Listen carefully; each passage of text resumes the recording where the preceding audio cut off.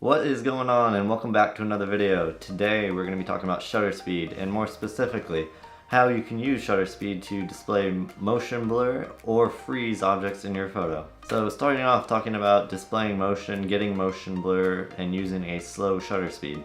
One of my favorite things to do is to get rolling shots of cars, and when you're doing this, you really want to make sure you get some nice motion blur in the background and in the wheels of the car. So what you're going to want to do is make sure your camera is set to manual mode, and the first thing you're going to adjust is your shutter speed. For things like rolling shots, I usually get good results with a speed of around 1/100.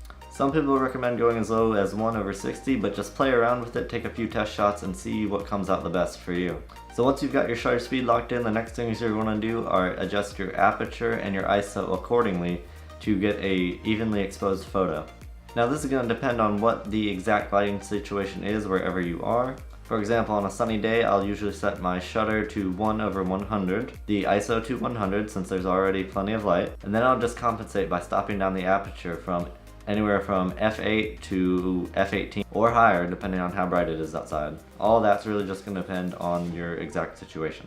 And one final tip for rollers is to make sure you take a lot of shots, because with the slow shutter speed there's going to be a tendency to get a lot of out of focus shots, so just make sure you take a lot and then you end up with a few that are in focus.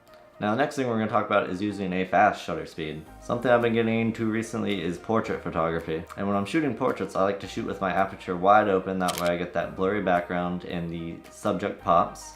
So with the aperture wide open, I'm then going to use a fast shutter speed to compensate for the exposure, as well as to freeze the subject in those exact moments that I want to capture.